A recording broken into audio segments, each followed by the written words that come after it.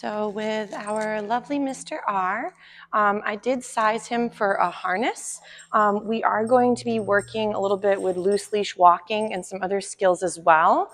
But I wanted to warm up first. Nice job with a little bit of play.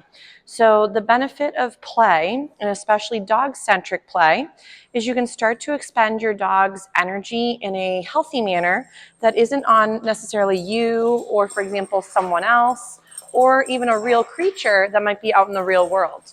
So the benefit of this toy is that you can get Mr. R nice and tired, but you don't have to work so hard.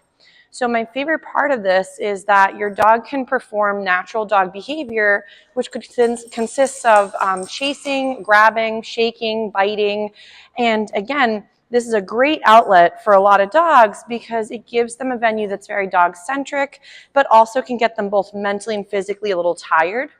Nice job, sir. He is also, as I mentioned, wearing a harness. Not saying you always have to go with a harness, but I know at times, because he is a stronger gentleman, you guys do have a little bit of a harder time holding his strength with just maybe the flat collar.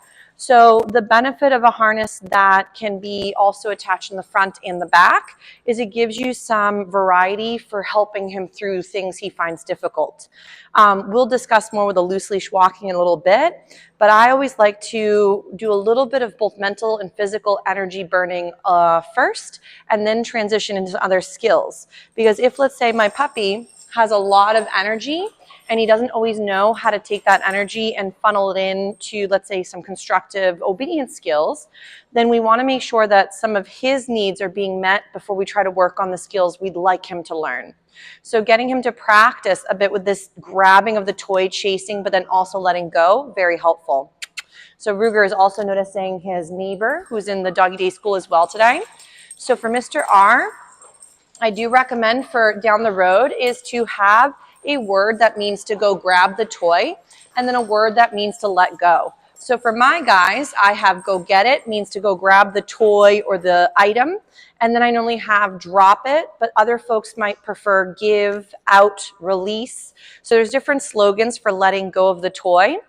The other crucial benefit for play is obviously getting your babe to perform those natural dog behaviors onto something other than you. But also what's crucial is that you're getting your pup to practice having that on and off switch. He's like, woo! So if, let's say, for example, that was a nice try. So let's say, for example, he gets really easily excited, which is very typical for a lot of teenagers. He is roughly about 1, give or take. It's a guesstimation. So the thing is with an adolescent dog, which again is from 6 months to about 18 months or about 2 years of age, it is that you're dealing with a puppy that's not both mentally and physically fully done, maturing and growing. You heard the choo-choo train, so a little distracting here with the trains, the trucks, and of course some of the neighbors. So but very nice job, Mr. R. So for Mr. R, he's going to be working through this arousal, which is getting jazzed and then coming back from it. So if we find that he has a hard time getting really excited and then being able to bounce back, play is a wonderful venue for revving the engine and then coming back from it.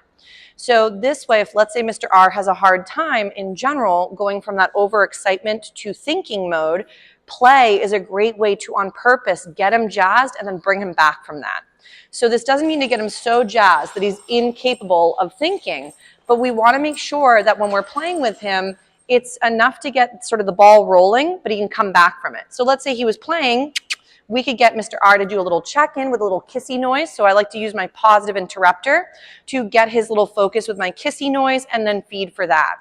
So sometimes, too, the benefit of getting your puppy to practice going from excitement to settle is that a lot of times in the real world, all of a sudden there is some exciting stuff like a squirrel or your neighbor or a sight or a sound or a smell.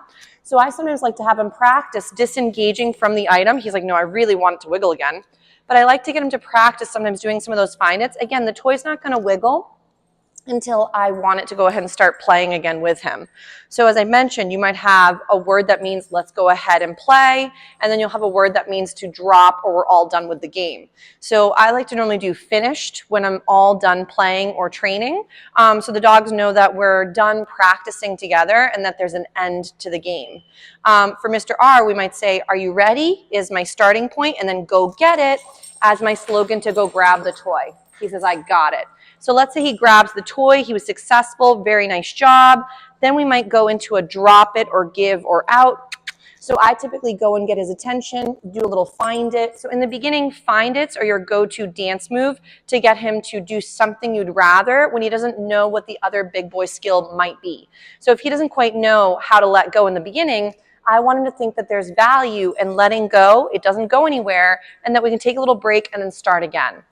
Because if every time I told him to drop, it meant I'm taking it away, he's going to start to become a little bit more apprehensive, not want to end the game, but then also maybe not be as happy to let go or stop doing what he's doing. So I want him to think there's value in taking little breathers, go and do some find it's. Ready, find it. And he's like, I don't know where that one is yet, lady. But notice how he's hoping that the toy comes back to life. Again, right now, the toy's taking a little break just like him. Then I would ask him again, are you ready? And then we'd go ahead and we'd go play. So again, chewing is optional when you're playing. Nice. So you'll see that I also keep the toy low on the floor. So the reason I want to keep it low is I don't want Mr. R to follow the lure of the toy up into the air and then land funny. So you'll see that a lot of times I do circular patterns or sometimes like a figure 8. If you're feeling dizzy, don't keep looking down. You can even move around your home environment. If you don't have a fenced-in zone to do something like this safely, I would recommend a longer lead or a tether, but use caution that you're not by accident getting your puppy to swipe you with that lead or tether. So you can see that as he becomes a little bit more tired, oh my goodness, he can then take little breaks, take a little rest, and we can do more play as he does other skills too. So, but remember, reinforcements could be play, exploration, affection, things he deems reinforcements is really important to think about. So even though we might think, oh, he's going to have a lovely little pat and that seems good enough for him to be happy, we may find that if the work around him is deemed really hard from his perspective, that a pat on the head might not be a great reinforcement. So same thing for us. If we did a 40-hour work week and we're like, gee, I can't wait to get my paycheck, your boss comes over and says, wow, what a great job, high five, you'll be like, where's the money? So make sure that what he's working on, the reinforcement is equivalent of what we find is hard for him. So your paycheck will vary depending on the difficulty, the work, or, for example, what you're trying to instill is having really good value for him. So nice job, Mr. R. So we'll give him a little break from some of this lovely play.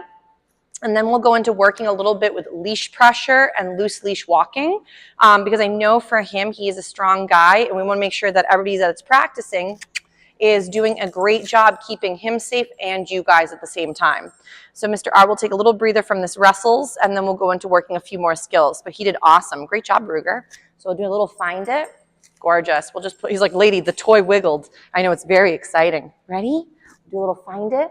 Nice job. And we'll give him a little break from the play, and then we'll go work a few more skills.